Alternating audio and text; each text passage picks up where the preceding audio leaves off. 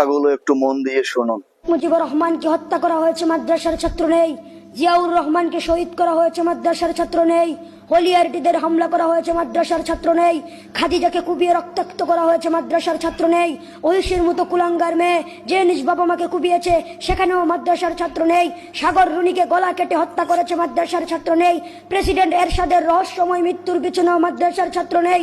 শুধু তাই নয়, আরো কিছু তথ্য বলে দিতে চাই। বাংলার বাঘ, পৃথিবীর সকল মুসলমানদের হৃদয়ের স্পন্দন, সাইদি সাহেবকে কারাগারে বদ্ধ করে মারার পিছনেও মাদ্রাসার ছাত্র নেই। সুরালি ব্যাংক চুরি হয়েছে, মাদ্রাসার ছাত্র নেই। রিজার্ভ ব্যাংক ডাকাতি হয়েছে, মাদ্রাসার ছাত্র নেই। হল মাফ কেলেঙ্কারি হয়েছে, মাদ্রাসার ছাত্র নেই। শেয়ার বাজারে দুর্নীতি হয়েছে, মাদ্রাসার ছাত্র নেই। ইউরোপ আমেরিকাতে অর্থ পাচার করে আজ দেশটাকে দেউলিয়া বানানো হচ্ছে, মাদ্রাসার ছাত্র নেই। কানাডাতে নিজের দেশের টাকা পাচার করে বেগমপাড়া বানানো হচ্ছে, মাদ্রাসার ছাত্র নেই। শুধু যা বলেছে প্রত্যেকটা কথা সত্য। আপনি কি একমত? এই কথার সাথে একমত হলে অবশ্যই ভিডিওটা বেশি বেশি শেয়ার করবেন। যত মানুষের কাছে যাবে তত মানুষ শেয়ার করবেন।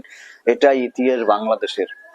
তবে হ্যাঁ, বর্তমানে কিন্তু মাদ্রাসা ছাত্রদেরকে অন্যদিকে ডাইভার্ট করে অনেকে নিজেদের স্বার্থ ব্যবহার করে। আমরা চাই না তারা অন্য স্বার্থে ব্যবহার হোক।